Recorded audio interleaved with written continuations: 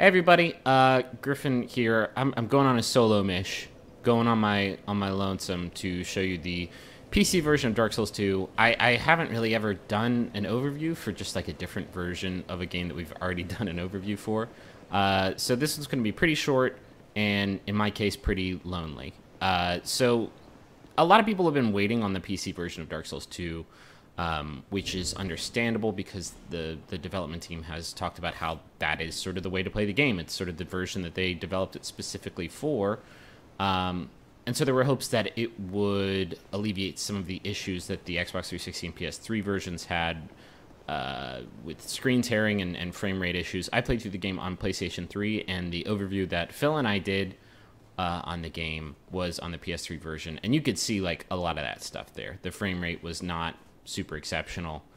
There's also a lot of, I think it's fair to call it, controversy over how the game doesn't look like it did in preview videos and trailers that were released, which is something that developers have also addressed, talking about how they wanted to get it to a more playable frame rate by downgrading some of the graphics and lighting stuff. So yeah, I wanted to cover what the PC version changes, what it doesn't. As you can see, I mean, right off the bat, it runs just so much smoother. I know that the Xbox 360 version's frame rate, I believe, was a little bit better than the PS3 version, but still not ideal. It still very, very much felt like you were playing a last-gen game, for lack of a better term. The PC version just really doesn't have that issue. I have everything turned up to basically max settings, and it was, if my video capture is to be believed, sticking it at 60 without any major drops. I'm playing in Hyde's Tower of Flame, which is one of the earlier levels in the game. I wanted to show it off just because it's sort of where Phil and I spent most of our time in the original one, so you can compare and contrast how they have performed. But yeah, I really can't stress enough just like how much the frame rate improvements have changed sort of the experience of playing the game, because Dark Souls has always been sort of a heavy game. It has a lot of friction to it, and when you're playing with a version that just can't keep up I mean, the frame rate was consistent, but consistently subpar. It felt even heavier, and combat in the PC version just moves a lot faster. Your character moves a lot more fluidly. In some ways, it actually makes the game a bit more difficult because combat moves faster and you don't have quite as much time to... I mean, we're talking about milliseconds here, but you don't have quite as much time to prepare and react to certain situations. But I think on the whole, I mean, obviously it is a very, very welcome change. Other things that are different in the PC version, textures are a little bit better, lighting is a little bit better. It still isn't at that place that the pre-release trailers and previews were showing off. The downgrading that From Software did, according to them, by necessity, is still in effect, albeit to I would say, a lesser degree. They haven't had to compromise quite as much on the PC version. I think that they were very earnest and honest in saying that this is the version to play it on.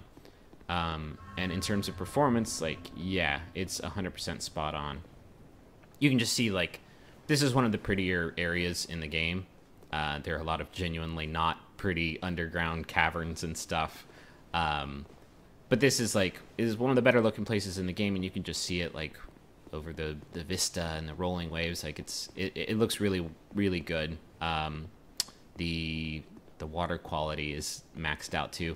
The computer I'm playing it on is, surprisingly, it's not even like top of the line. I put it together earlier this year for maybe around 1300, so it's not, you know, it's not I would say a budget PC at all, but it's pretty far from top of the line. But I'm running this at almost max settings, so yeah, it's surprising that it works that well on a medium priced PC.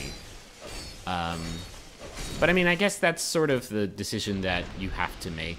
Like, if you don't want to invest in over $1,000 on a PC, like the PS3 and 360 versions will do you fine. But I mean, as far as I can tell from the few hours that I put into this, this is the version to play. That's a boss door. I don't really want to go through there and spoil what's behind it. Just a quick pro tip: you gotta get to this chest as early as you can in the game, even if it means running by all those guys that I just killed to get this Ring of Binding.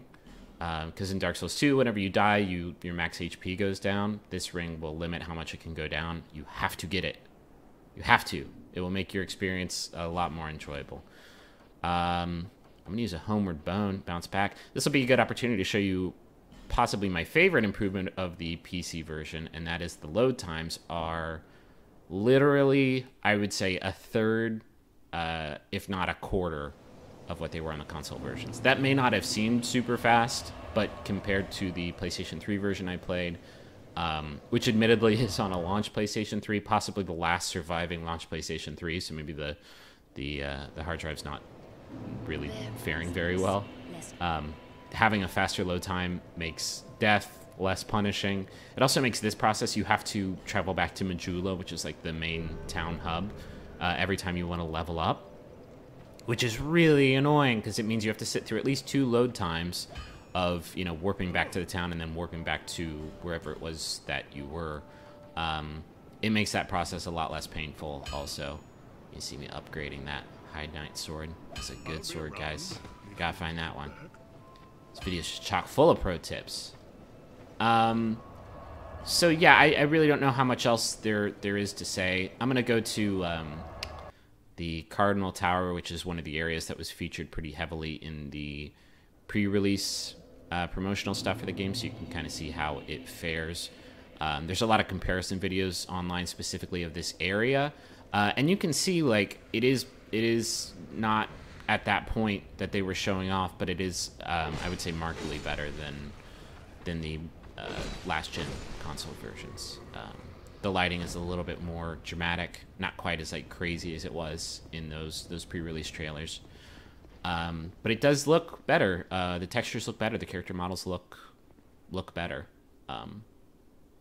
I think that if you held off for this version, that was the right choice to make. I'm also excited for that was a great move. Forgot those dudes were there. Excited to see what the modding community can do. I'm not actually 100% sure what they will be allowed to do, because despite the fact that the PC version of the original Dark Souls had a lot of restrictions on it, vis-a-vis games for Windows Live, which thank Christ is not a factor here, they were able to do some pretty great stuff with it. If you haven't installed the Thanks Obama mod, you have to get on it because it turns it into the accidentally funniest game possibly ever created. So I'm excited to see what they can do with that. I mean, fortunately, nobody has to release a mod fixing the basic stuff, fixing the frame rate and textures of the game, because while they're not as great as I think those pre-release trailers may have promised, they are very good. They are serviceable, and they can run it at 60 frames. So, you know, I'm a big fan of that.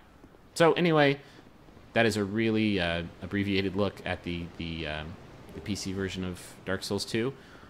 Check out the other video if you want to know more about sort of the mechanics of the game. And otherwise, just wait a couple more weeks, and then you can get this version of the game too. Thanks for watching, everybody. I'll see you again real soon. Bye.